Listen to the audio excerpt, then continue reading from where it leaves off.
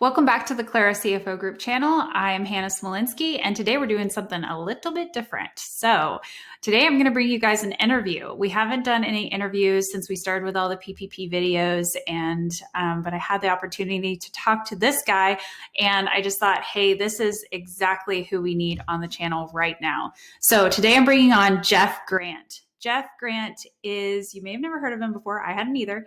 But you might have heard of him if you read Entrepreneur Magazine, because he has authored one of their most popular articles this year. And it's all about how he went to prison for SBA fraud and the tips he learned from that and how we can apply them to this situation this year with COVID-19 relief. So I'm super excited to talk to Jeff. He is a wealth of knowledge. He has done the small business thing, got an SBA loan, and is now kind of outside on the other side of some of his missteps along the way. So he's going to share some awesome information with us today, and he's going to tell his story. I'm not going to try to tell it for him in this intro. So really, I just want to make sure that you guys are introduced to him and what he's doing, and so he can be a resource to you as well. I never would have gotten connected with Jeff had I not been part of Upside Financial as their senior advisor for their PPP forgiveness service. So I'm super thankful to Upside Financial for connecting us, because now I get to interview awesome people like Jeff. So thanks to Upside for that. I'm not gonna delay this any longer. Jeff has a lot of good information. This is going to be kind of a long interview because we have a lot to talk about. But please, listen to the whole thing. He's got so much good information to talk about, and hopefully this will be super helpful to you as you're thinking about taking out SBA loans. All right, let's go ahead and get into the interview. Jeff, thank you so much for coming on my channel today. Really excited to be talking to you. Thanks, Hannah. I'm really, really happy to be here. Awesome. Okay. Well, I did just tell everyone a little bit about you, but I thought it's always better to just hear it straight from the source. So would you go ahead and just tell us a little bit about yourself? Well, I went to prison for SBA loan fraud. And of course, that's not something that was really interesting to anybody for about 19 years. I've traveled the country, written a lot of articles, spoken at conferences talking about white collar crime and the cautionary tale and issues that white collar criminals and their families go through. But the particulars of a SBA loan and why one would take one and why one's available and what might influence one to commit fraud in taking an SBA loan were not all that interesting, because it was a unique phenomenon after a disaster like 9/11, which is when I committed my fraud. And certainly there have been other loans after, say, Superstorm Sandy or Hurricane Katrina, but nothing like we're going through now. So what happened was the perfect storm of COVID and economic decline happened, and the government said that they were going to release almost $1 trillion of SBA loan money. And I kind of perked up and I said, well, wait a second, this is sounding exactly like what it sounded like at the end of 2001. And I want to warn people that you could get caught up in this. So we wrote the article in March. When I say wrote, like any article, we really had to think about what the focus was going to be. And this was before anybody took the loans. Like this is a warning. And it bit. The article just took off. And as far as I know, it has over 1 million views now, which is crazy for this little article about someone going to prison for SBA loan fraud. And of course, it led me to be introduced to you and the team at Upside. Right. Well, I just appreciate you being able to tell your story, because it's even somebody who's had something like this happen doesn't necessarily mean they want to talk about it.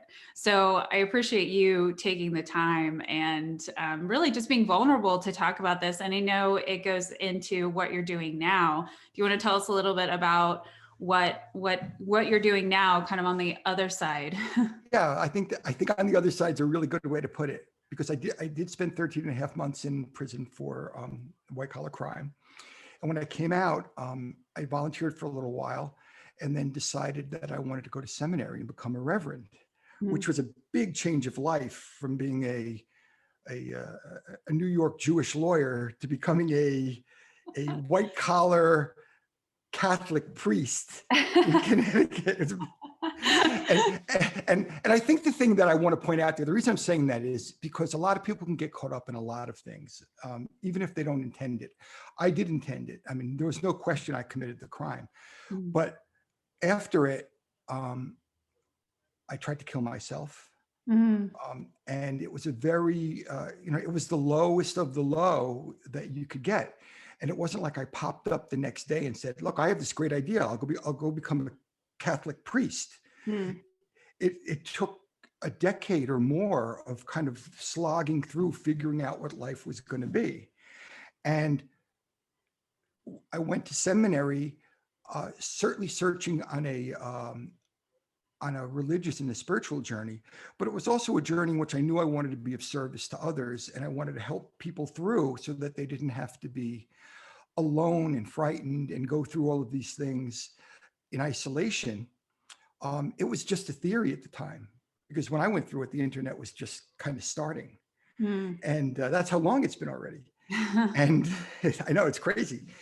And technology has really helped us, because unlike, say, if you go to an AA meeting, for example, if you go to an AA meeting, if you're an alcoholic, you go to AA meeting, you go in your town and everyone's in the town.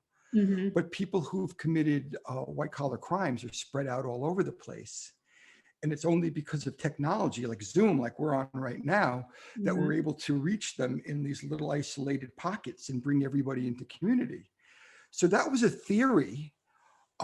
We started a white collar support group that meets on Monday evenings. This Monday evening will be our 240th meeting. Wow. So like we're way ahead of the curve in terms of using Zoom, and before that, some other platforms. But it's only since COVID that we've had like radical adoption by people. We didn't really know if people were going to accept ministry, just like you probably have with accounting or with law or anything else. Is this something that's going to be viable online? And so we were doing it for quite a while, and mostly it was out of necessity. And it's worked great. We've had over 250 people join in our Monday night calls, and we've launched a couple of podcasts, and we reach out to people who are suffering in silence and in isolation, and we try to bring them not just good information, and also guest speakers like yourself, because you're going to be on our podcast pretty soon, but also we bring them into like back into community. All these people are ostracized and they're stigmatized, and the world does not have a lot of compassion or empathy for people who've committed white collar crimes or their families. And we give them love, and that's a beautiful thing. Yeah. I actually was just listening to I was listening to White Collar Week, which is the name of your podcast, right? So I was listening to that, more of your recent episodes, and you had two other people who had also been convicted of crimes, had gone to prison, some white collar, some not. And it was interesting just hearing the camaraderie of you guys being able to like talk about what had happened, and then also kind of the process of transformation, but also the mentality going into some of these kind of somewhat intentional actions. And I kind of want to like ask some questions around that. Sure. I think right now we're in a situation where people have the opportunity to take these PPP loans. They have opportunity to take EIDL loans, and they're sometimes, so some of them are having to basically go on the honor system. I mean, what we're doing is we're kind of going on the honor system for some of these loans. We're checking boxes on applications and we're doing these certifications. Um, but some people really truly do need this money, and some people really truly don't and should not be taking the money. So what I wanted to ask you is kind of, when you were going in and you took that loan from the SBA, what was going through your mind at that time? Well, it was raw desperation. There's Mm-hmm. no question. At that point, I was losing my business. I had a very successful law firm back then. By anyone's definition, it was successful. But through, at that point, almost 10 years of addiction to prescription opioids, I had really ravaged it, and it was going down the tubes, and there was no way to save it. But I didn't know that. Mm. I after 9/11, my business continued to decline, but there was no way to parse out what part of the decline was due to the drug use and what part was due to 9/11.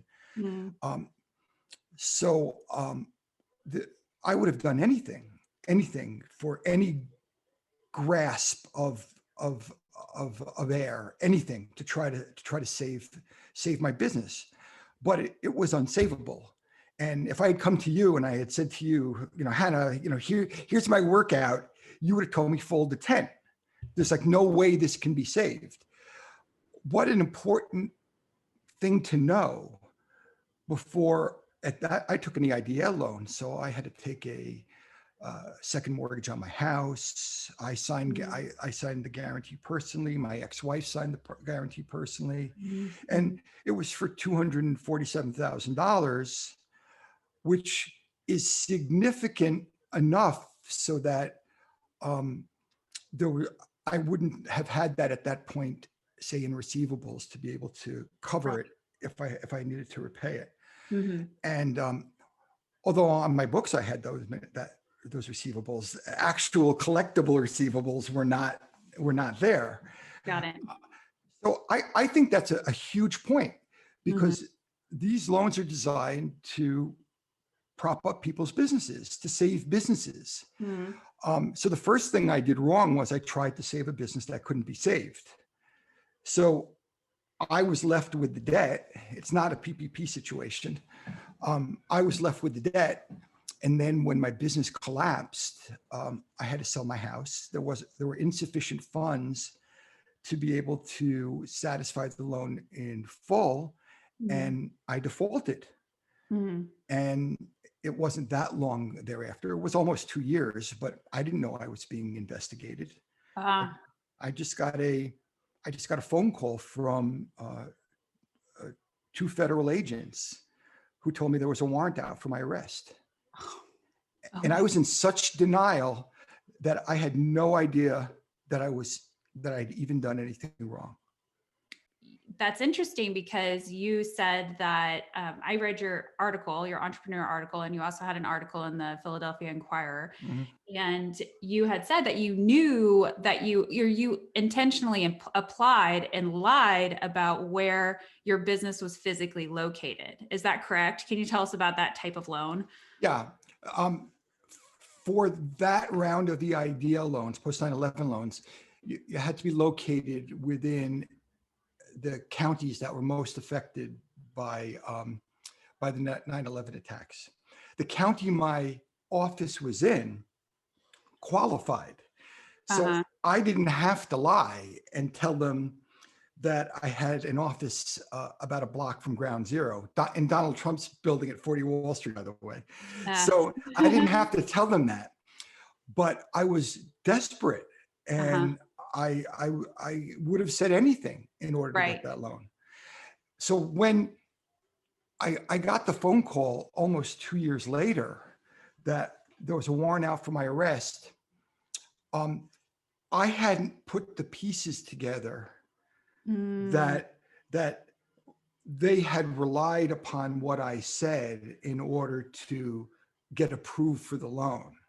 I knew that I wasn't even sure what I had written down on the application, because as you probably know, a lot of people don't know what they wrote on the applications. Right. And the first question I would ask someone is, let's see your application. And and then they look at us like we're crazy because they don't have copies of the application. And I was in that situation. I just didn't remember. And 2 years had gone by, and in those 2 years, I had tried to commit suicide. I went into rehab. I got sober. I was in the midst of starting a divorce situation. It was a lot of trauma. Yeah. Yeah. Absolutely. And but as soon as they told me, I said, let me get a lawyer and come down and turn myself in. Yeah. There was no question in my mind as soon as they brought it to my attention. Yeah. But it's certainly another one of my concerns is that people are just kind of wading in to things where these are complicated business situations. People don't have their books and records available, and they're being asked to move very quickly. I don't mean to jump ahead in terms of topic here, but that was true for me too. It wasn't like I did an exhaustive analysis of my business and was able to determine what I would use the money for and how I would apply it to saving my business. The money was available and I got it. The second thing that happened was when I got the money, the first thing I did was pay off my personal credit cards that I had run up in the months prior, literally trying to save my business. And so I was paying about 24% interest on the credit cards. And the EIDL loan was about 3%, as I recall, in there somewhere. Right. And so it seemed to make sense, right? Replace the 24% money with 3% money. What I didn't know was that at the time was that I had violated, a term and covenant of the small business loan. And well, I probably knew it. I was too intoxicated at the moment in both in getting the money and probably literally intoxicated. And I paid those loans off. I paid the credit cards off probably within a day of getting the money. And I didn't know that constituted money laundering. Okay. Yeah, because I saw your charges, your federal charges, because they were federal, right? Yeah. Through the SBA. Your federal charges were for wire fraud and money laundering. Well, the money laundering was taking the loan proceeds and paying off my personal credit cards. Okay. Like that, honestly, that is huge, because I guarantee you that there are a lot of people who got EIDL and PPP loans, took the money straight home and either invested in something, bought a new car, paid off credit cards, or like did a home improvement project or something like that, because they're saying, well, I'm the business owner, so like it all kind of flows through to me anyway. Right. So you're saying that's money laundering. The federal government sees that as money laundering. I can't give legal advice any longer, but I can tell you in my case, it was money laundering. I'm just going to make sure that is clear for our listeners, that like when I'm looking through these borrower certifications that we have to make on these loans. And when we're checking our box to say that we're going to use the money for eligible purposes, there's actually a little clause there that says the SBA, if it's not used for eligible purposes, the SBA considers this fraud, basically. So I think it's just good to tie that together directly. This is what it looks like. So, well, it's definitely a big takeaway here. There's no question. I think that what I'm seeing now, and I personally experienced, was I owned a small business. There was really a membrane between the business and my personal life that was very thin. I took out of the business whatever I needed to pay my bills, and sometimes there was enough money to do that, and sometimes there wasn't. And since I was the boss and I didn't have a board of directors to respond to, that I pretty much did what I wanted.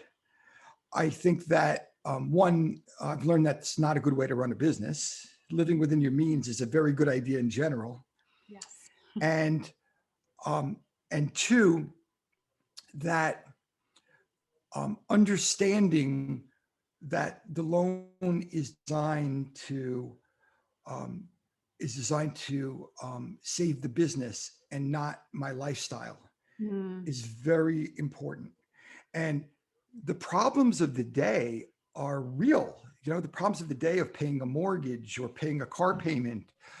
Um, and what I find with people who've been prosecuted for white collar crimes is that they're living in shame and they're living in secret lives for a lot of reasons. They're doing things that they're not proud of, and they're not talking to their spouses. They're not talking to their friends about what's going on. So they don't really have the ability to think things through clearly. There's a lot of distorted thinking and a lot of distorted decision making.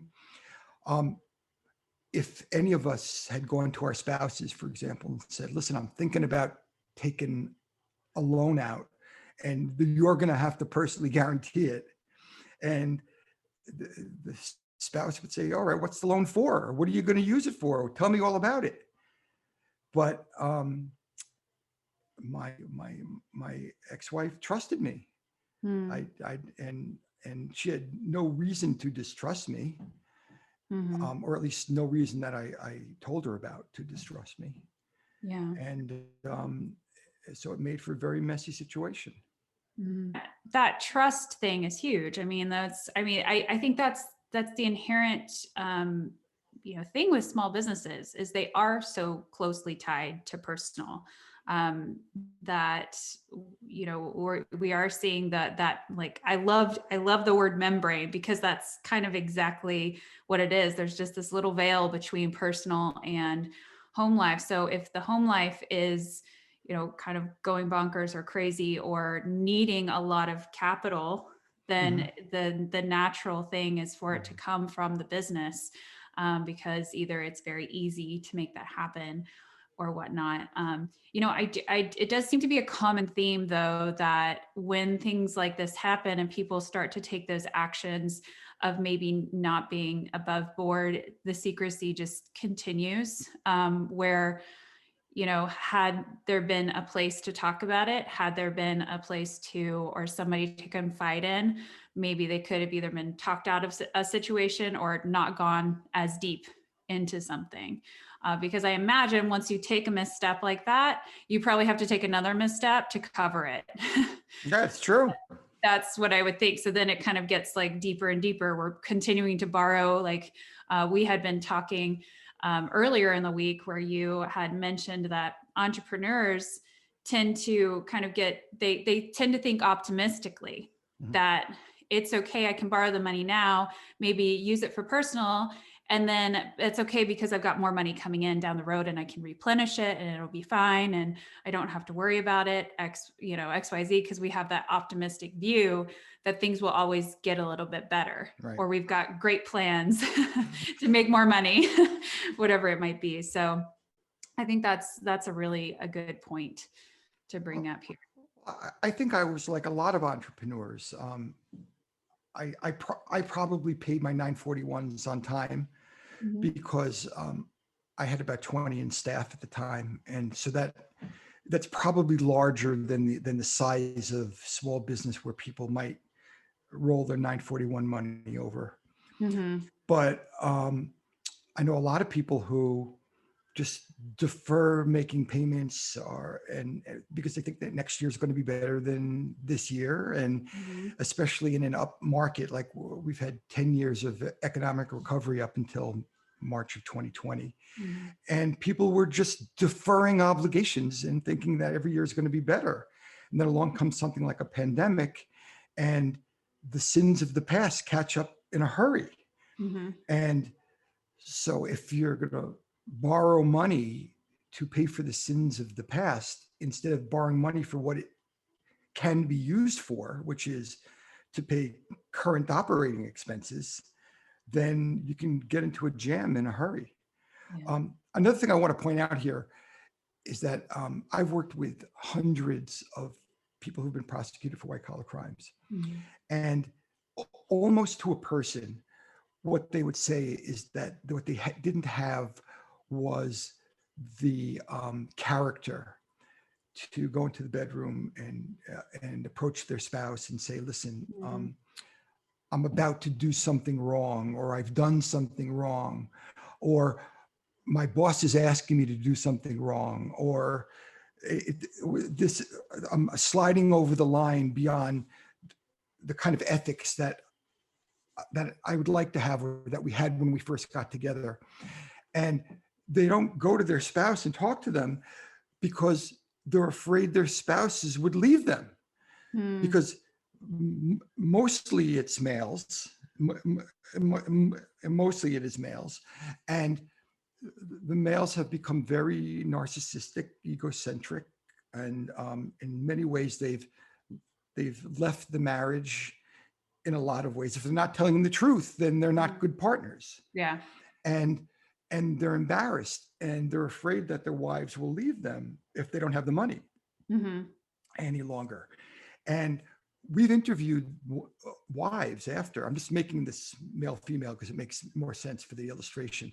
And we've Mhm. interviewed the wives after, and almost to a one, the wives have said, I would have liked nothing better than to have my husband back, the guy I married 10 years ago. Right. You Yeah. know, that, and she would have sold the house, she would have gotten rid of the cars, she would have lived a simpler life. She just wanted her family back. Mhm. But he didn't believe that. Mhm. And so he just kept perpetuating things, as you said, and things got worse. Mhm. Yeah, I think there's that reckoning can be really like hard to confront, but probably once you do at the same time, I imagine the relief would be great as well. I mean, it might not fix the problem, but I'm sure there's probably a lot of shame and guilt and just pressure. Like I think somebody on your podcast was just talking about how they couldn't sleep, like they could, or always kind of picking up the phone and wondering if the little clicking on the other sound is, them being listened to on their Yeah. phone, that type of thing, like that type of anxiety that must kind of weigh over many people. I hear that that's common. Well, it's like being on the run. Yeah. It's I'm being on the lam. It's frightening, and it's exhausting. Hmm. And I know a lot of people, once they've gotten caught, it's the first good night's sleep that they can get. I mean, other Mm. problems are about to unfold, but it's no more lying. It's no more looking over your shoulder.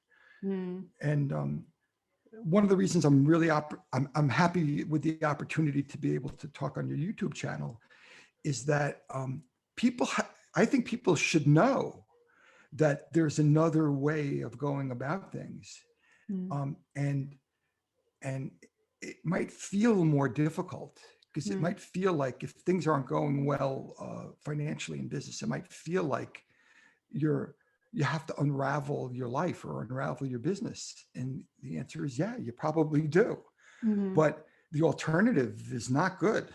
So let's talk a little bit about that, because you said, that it could be difficult to explore other options. So I mean, and I think I want to honor the entrepreneur and understand that starting a business and growing it is a deeply personal process, can be to a lot of people. And because also it seems so closely tied with almost who they are in some ways, Yeah. the idea of closing a business can be, if that's what the next choice is, maybe take this loan and survive, or take this loan and try to survive, or potentially say, hey, this business, it's done. Like, it's a hard place to come to that decision making. It's deeply personal for a lot of people, and it does take a certain amount of humility and just being able to look at it sort of objectively. Mhm. So, I mean, what advice do you have for people who might be finding themselves sort of at that place? I think that it's important to get real. I think that you have to know if you're at a pivot point or not. For most people, the pivot point was long before this set of circumstances even happened. Not necessarily. I mean, this is a huge one. What we're in now is huge. It's destroyed a lot of businesses in a lot of sectors. But for most people, they weren't making the kind of business decisions that they probably should have or could have made along the way in terms of becoming more cloud-based, becoming catching up with technology. Mm-hmm. And a lot of people are lazy. Even if the businesses are kind of okay, they're not really making those critical decisions, and they don't have enough outside voices coming in to help them. Mm-hmm. So now a disaster comes along like the pandemic, and the money's made available. And what do you do? I think the right answer is to take a hard look at your business, maybe hire some professionals that can help you do that. And don't worry about the speed in which you have to apply for the money. Because if the money, well, one, we've already seen that the money's there. The money's still there. Even round one of PPP is back. So it's not that the availability of the money should be driving the decision. It's your need and what you're going to do with the money should be driving the decision. So an example of this is the company Slack that I think just got sold for many billions of dollars.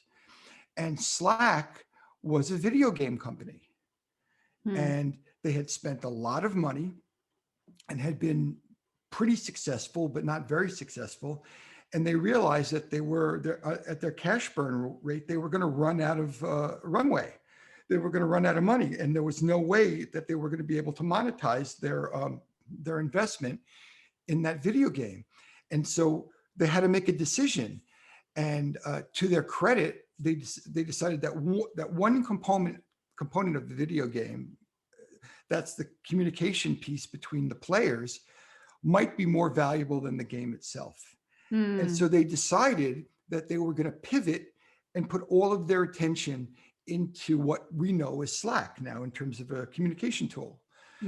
And it worked out, but it took a lot of business integrity and a lot of belief in themselves and understanding where they were in order to make that decision. Can you really make that decision right now with your business? If you're watching this podcast, is your business one that's prepared to pivot into the new world that we have that's still in the pandemic? Because if you can't see your way out of this within 3 months, 6 months, as long as this little hit of money is going to last, you're just going to find yourself in the same problem again, but potentially owing more money. So what's the plan? And I know for a fact, at least for the people who are calling me, that they're not only calling me to find out about the loans or what the repercussions could be if you commit fraud or you wander into the problem, they're also telling me that they don't have a plan. And so I think that that's square one. Right. If you get approved for the money, what's the use of it? How is it going to save your business? And I think that anybody who avoids that step because of the ease of getting the money is wading farther into the problem than they are solving a problem. And 3 or 6 months from now, they're going to be sorry. Yeah, I would agree. I mean, I'm thinking back to, March timeframe, and so being a virtual CFO, I work one-to-one with clients. And so I had a couple clients that were in situations that we had just started together and we were looking at the financial situation and it was going, hey, let's see all the bad indicators of what's going on right now. First of all, you're already way in debt. Second of all, your personal expenses are taking everything out of the business. Third, you're doing an in-person service that's going to basically be closed for we don't know how long, and your business model was already kind of upside down and unsustainable. We were looking at all of these decisions, and it was like there were some that were very, very difficult to make. And I think it was very hard for the business owners to go and make the decision. But ultimately, they decided, instead of reaching out for funds, which they could have, we did talk about that as an option, they decided to close. And as hard as that was, it totally seemed like the right decision in hindsight too. I mean, it was hard in the moment, but in hindsight, absolutely the right decision. And also, I still know these business owners, and I can see the relief of like not running a business that was already struggling and they were, feeling bogged down by. So like, there's, even when you close a business, there's other opportunities that open up. When you're not doing that, you have other opportunities to potentially go and do something, reinvent something, and keep going. On the other flip side, I've had other clients who have totally taken something and run with I it. was watching one of your podcasts, and you were talking about how much EIDL funds that you should borrow. And what you said was, borrow as little as you possibly can. This is a debt you're going to have to repay, and it's running at interest. So what's a prudent amount of cash that you should have in order to cover operating expenses?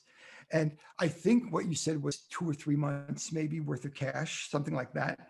And it was really the first time it dawned on me that people could take less than all. Right? Yeah. I mean, the mentality is just get everything you can. Right. But And it's interesting because people were going out and the SBA literally had a slider bar that you could, oh yeah, I saw that.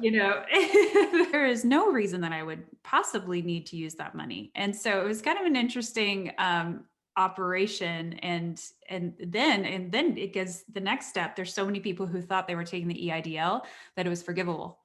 So Oh, now yeah. people have this money that they were spending on things, and then they realize, oh, this is not forgivable money. What were they doing with it? And then a lot of people don't know what they were supposed to spend the EIDL money on. While we're talking about EIDL for a moment, what I think is really important for people to understand is that there are huge restrictions on your personal life and on your business spending when you take an EIDL loan. Essentially, it's like having a watchdog watch over your life, and you can't be taking out more money. You can't borrow more money. You can't. Your money is already secured by the EIDL, so you can't secure additional funding. You need the SBA's permission to do a lot of things. Right. And that may not be the way you're used to running your business. So if you're willing to do that and you understand what those rules are, that's fine. But my guess is that most people are not prepared for those kind of rules and that kind of scrutiny. Oh, yeah, absolutely. Well, and the EIDL, this last one, I don't know if the one that you took out was a 30-year loan, but this was a 30-year loan. Yeah. So hopefully most people won't be paying it back over 30 years, but still it's, I think it's like anything. They tell you how much your payments are going to be, and everybody's like, wow, only $100 a month.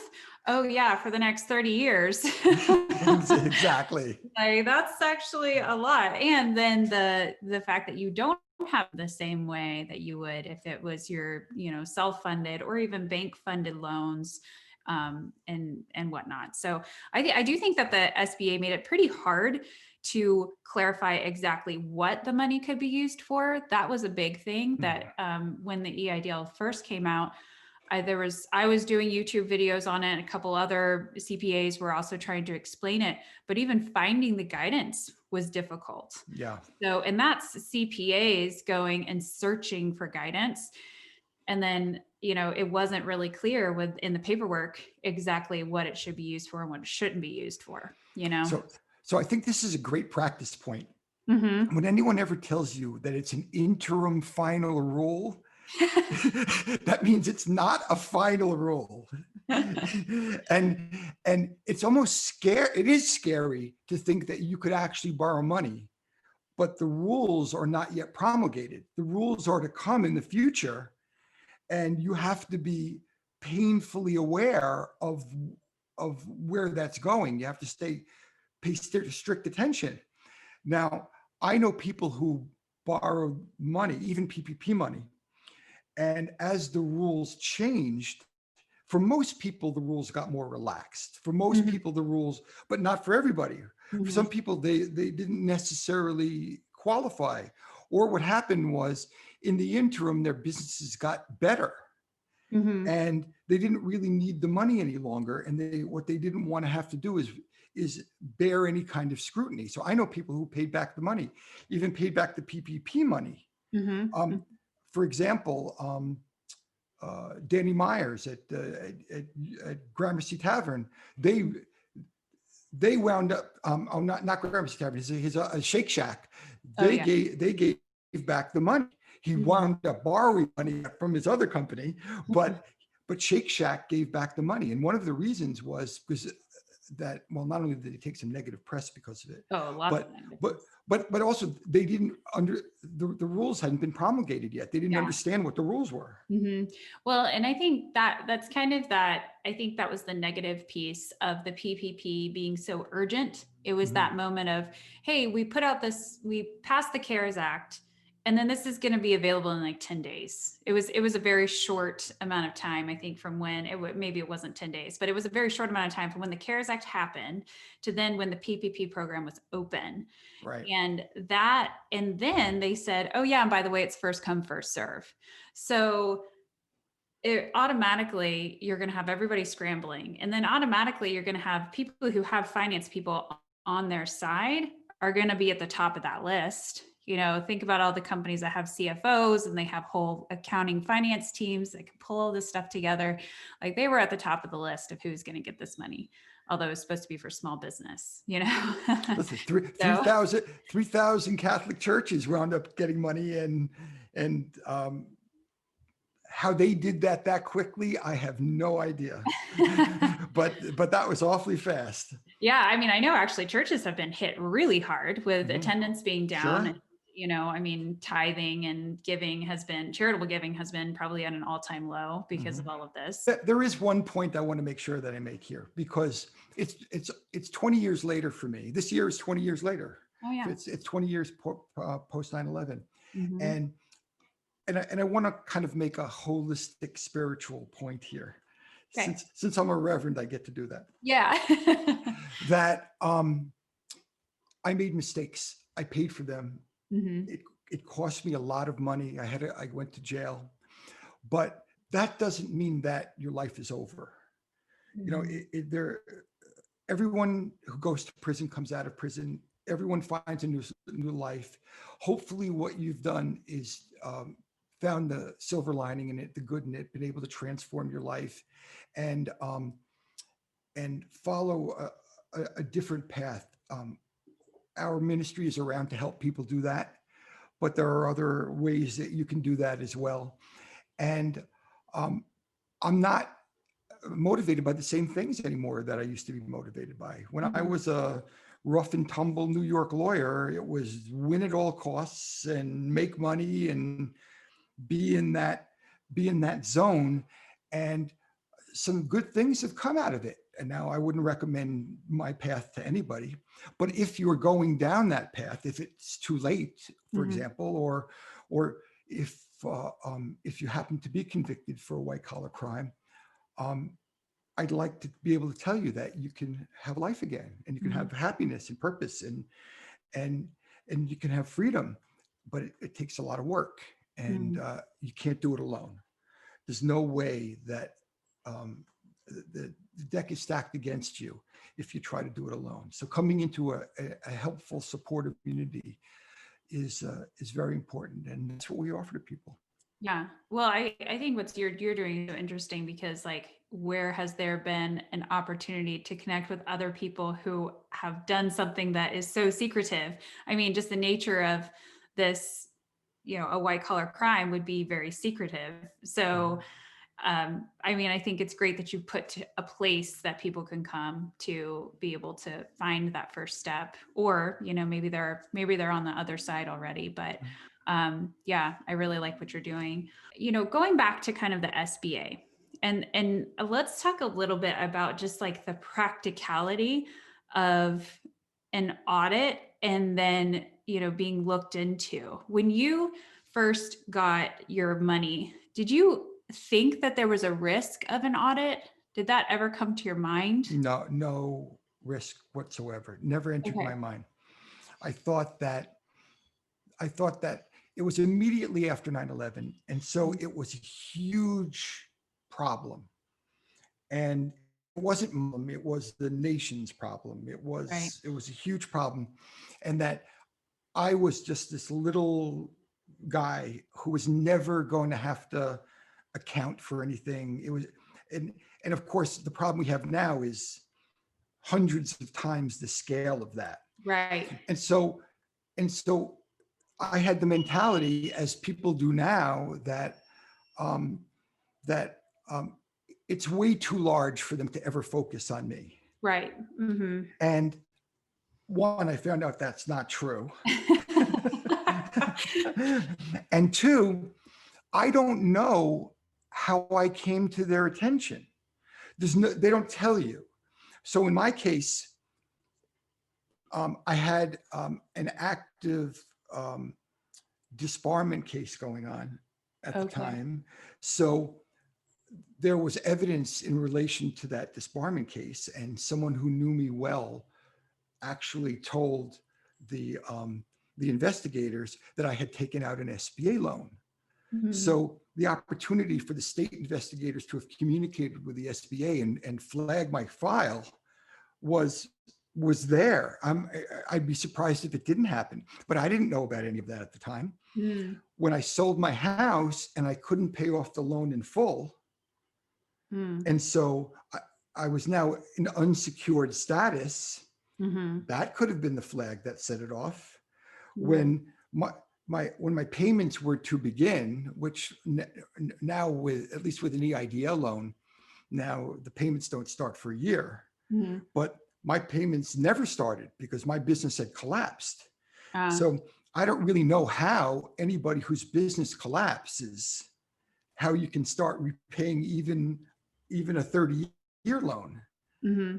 So that could start the ball rolling. So I never, at none of those points did I really have any awareness that I could have come on their radar or that I would be subject to an audit. Mm-hmm. But any of it could have happened. And then ultimately what happened was that they never did audit me because I got arrested. And at least in federal criminal matters, by the time you're arrested, their case is already solid. Mm-hmm. Okay. They're all, you're indicted first or you're arrested first, and they already have you. And that's what happened with me. Yeah. Yeah, man, that's intense. So all this time you were having all these changes, your business closed, everything, and then you get the phone call. Now, what is the let me see how I want to say this. Did you ever have an opportunity to defend yourself with your spending, or did you just not feel the need to because you knew? That's a great question. I had the opportunity to defend myself, but it would have been to no avail. It's the dynamics of what a criminal litigation or criminal prosecution, and how to defend it and how to work with attorneys and what to do and how to do it, that it's really case specific. It's really particular to each person. But generally, just like in a business transaction, you work from the end result back. You have to, and here, I knew I had done something wrong. And what I was what I wanted to do is I wanted to pay for my crime. I made full restitution. I knew I was likely that I was going to have to serve time in jail. Mm-hmm. So I wasn't looking to get out of anything. I wasn't trying to wriggle my way out. Mm-hmm. I think that there are a lot of people who do, or at least investigate that and spend a lot of time and money trying to figure it out. But we're in a world right now of criminal prosecutions where over 95% of them have plea bargains, and there's virtually no trials, Mm-hmm. and even fewer during COVID. And the government gives you a disincentive to go to trial and defend yourself, and an incentive to resolve it quickly. That's what I did, Mm-hmm. and I never looked back. Yeah. That's not true of everybody, but for me, I needed to start living a right life. Okay. And you had already kind of like sort of turned around, and you were kind of on your path to sort of reinventing yourself at that point. And you had gotten sober in between that time, and you were kind of finding a new way. So this was kind of part of your restitution in some ways, was like, okay, I know what I've done. I need to go and serve the time. Is that yeah, it was really a restorative justice kind of concept. I had done I did the right thing by the government. Mm-hmm. I was almost 2 years sober when I was arrested. I was almost 4 years sober when I went to prison. Mm-hmm. And that's not usual. I mean, Mm-hmm. most people who are doing drugs or drinking, they're doing drugs or drinking right up to the door of the prison. Right. they're going through withdrawal in prison. Oh, yeah, definitely would not be a good place to have that happen, I'm sure. No. You came from understanding this from a lawyer's perspective too. You knew that there probably was not any reason to try to go and try to defend yourself. But if let's say somebody walked into this and they ended up spending the money. Maybe they didn't know they were taking it fraudulently. Mm-hmm. Is that any kind of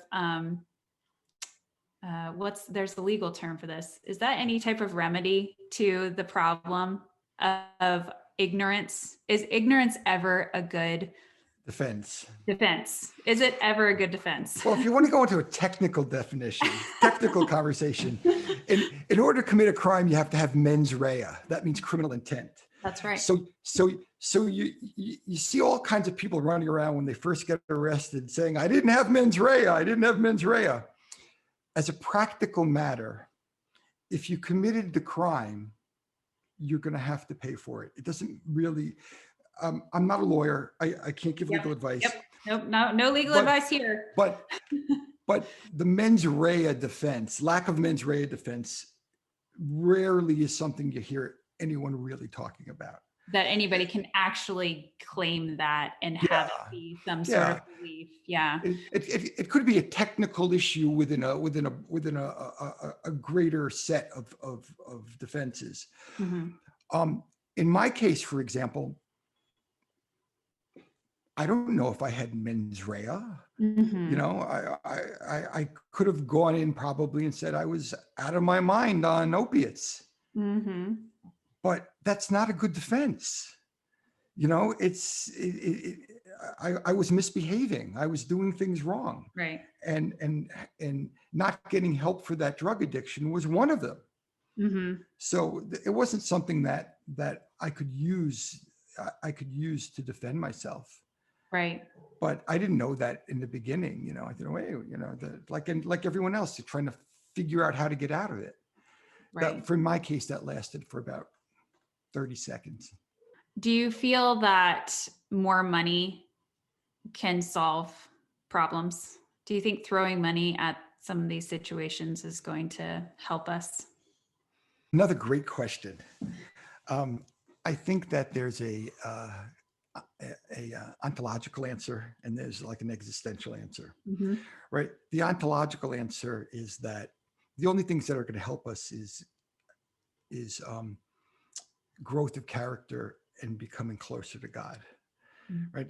All this focus on money and achievement and power is obviously having an adverse effect on a lot of things in our country. It's a very topical conversation that I'm not going to say more than that sentence or two.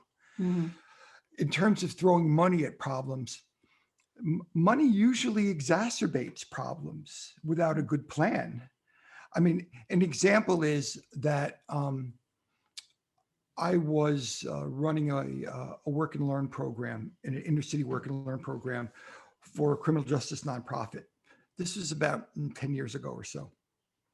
And what we did was we trained people who were coming out of prison to do various jobs like painting and small construction. And then we had teams of people who went out to, and we trained them and they went and they did the jobs. And we were competing in the marketplace. But we were losing money on every job because our business plan hadn't matured. Mhm. So you had to be present enough to know that if you're losing money on every job, then more jobs means you're losing more money, right? It's pretty axiomatic, right? When you lay out the P&L, you can see you're losing more money. So you have to be possessed enough to know that in that particular case, we need to work on our model of where we're going to spend the money, the grant money, and be able to get into profit, not just sell more and lose more money. Mhm. But of course, what happens is that Mhm. at that point, the federal government gave us $1 million earmark to go into this program. And I think we blew through it in 18 months Yeah. and it was over. Yeah. I mean, that can happen in any type of, I mean, how many startups fail after they've received millions and millions of dollars of venture capital funds? How often does that happen? I think predicting the future is difficult. Obviously, we can't predict the future, but we can make plans. We can make contingency plans. We can try to base for our businesses. We can try to make decisions based on historical facts. One of the things you mentioned in your article in Entrepreneur is magical thinking. And I think entrepreneurs sometimes fall prey to that. What is your definition of magical thinking? Magical thinking is over optimism, thinking that everything is going to be okay despite the facts and circumstances that are before you, right in front of you. And I'm still guilty of magical thinking. I am. I'm an optimist. Mm-hmm. I mean, through and through. Mm-hmm. But I think that I was thrown into sobriety, business sobriety, because everything's not just going to magically be okay. It takes a lot of work and a lot of focus. I was the general counsel of this company. Mm-hmm. It was actually a precursor to Open Table, Oh. and we were. It was just before the .com bubble burst. It was a .com bubble company, Okay. and I was their general counsel, and we were in the midst of doing mergers, and the consolidation was starting. And so we were flying out to LA. A team of 4 of us were flying out to LA to look at a merger candidate. And literally we were going to sit around the conference room table for 3 or 4 days until it either got done or not done, which is a very efficient way of doing it, right? It's either going to happen or it's not. Yeah. But you're not going to spend a lot of time. So the 4 of us flew out to LA from New York. And we flew out there, and we pulled up in front of the Fairmont, and they showed me to my room, and my suite was almost as big as my house. And the first thing I said to myself is, this company's not going to make it. Right. Yeah. Right. because we should have been staying in a Red Roof Inn or a Motel 6 Right. and been flying out on frequent flyer miles. Right. You know, Fiscal the conservatism. and that was a great lesson in magical thinking, Yeah. because they thought the money was never going to run out. And then, of course, when March of 2000 came, when the dot-com bubble burst, February of 2000, everyone went from this grandiose thinking. The whole market crashed. Right. And I'm not sure that's a good lesson in who survives that kind of thing or not, but I didn't think that that company had a chance because there wasn't fiscal conservatism. Yeah. That's interesting. I mean, just to kind of like wrap that idea up a little bit, I think one of the best things small businesses can do is try, and I'm coming from this place of helping people with their finances, right? Is trying to look forward and plan. And you mentioned it specifically with, planning to take these loans. It's something that I preach as well. I think it's a good lesson overall. Like, just because we have money doesn't necessarily mean that it means the business is going to last longer. It means how you use the money that you have and how you're planning to use it is going to make a bigger impact overall. So, I mean, I want to remind people that I do have resources on my website for that. There's a cash flow forecasting worksheet that's super helpful specifically for that type of thing. So if you get this cash and you want to figure out how long it's going to help you going forward, because you're going to be spending, especially PPP, you're going to be spending it on payroll, rent, and other like allowable expenses. I just want to like make sure that that's available to everybody. I mean, Jeff, this has been so helpful and just so fascinating. Thank you so much, first of all, just for sharing your story and being open to some of these questions that are a little raw. Well, I'm used to the questions. Yes. It's certainly part of our ministry and how we help people. Our website is prisonist.org, prisonist like feminist. And our contact information is there. My email is jgrant@prisonist.org. And we have a lot of resources there, a lot of stories. The entrepreneur article is there, as well as a lot of other articles. And specific resources for people and families who are going through white collar justice issues. I would encourage anybody to go to the website, check it out, see what resonates, and feel free to get in touch with me. I take calls and emails all the time from people who are suffering or afraid.